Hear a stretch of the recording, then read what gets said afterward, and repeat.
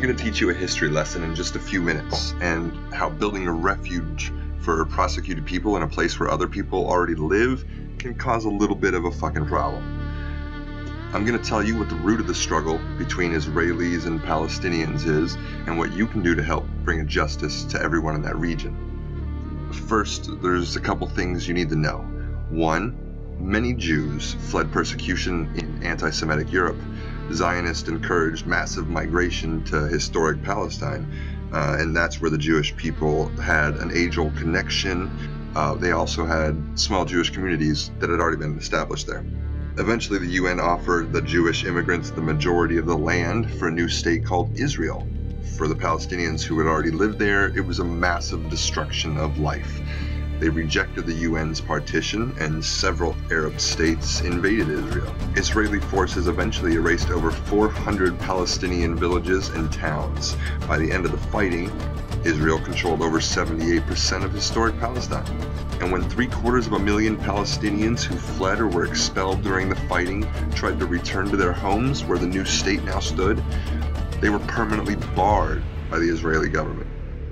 While over 100,000 of their relatives and neighbors who hadn't left or been expelled became second-class citizens of the new state, along with the new Jewish majority. Today, Palestinian refugees and their descendants are in the millions. Most are in the Gaza Strip, the West Bank, and Jordan.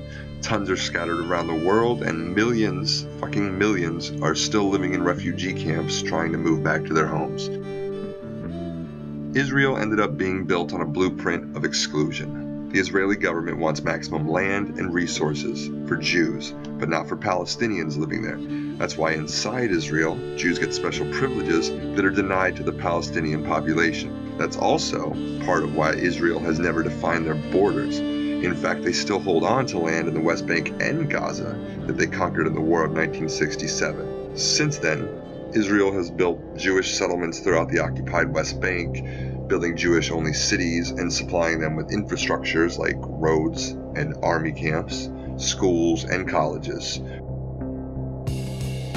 Military occupations are meant to be temporary, but this one looks pretty fucking permanent and entirely fucking unjust.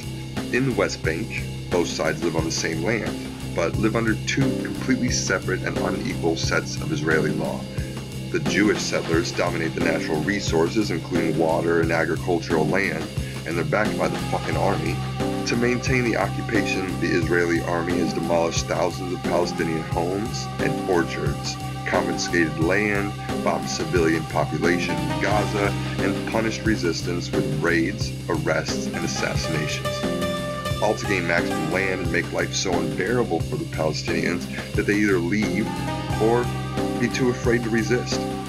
Palestinians have fought back for decades, and they've tried to achieve their national liberation through armed struggle, and some groups still do, but the majority now support popular protest instead. And you fucking support this shit. Now that you understand the problem, though, you need to understand that the media manipulates you subconsciously into supporting this, along with the support of religion, military, and politics. Media control happens by reiterating the same thing over and over, putting that in your head for years and years. You grow up getting accustomed to these things and accepting these realities. You become more docile. I don't know where I'm going with this. Read a fucking book. Why do you think Fox is the Israel warmongering channel 24/7? Why do you think every single televangelist on TV says, bless Israel, give your money to Israel, Israel this, Israel that?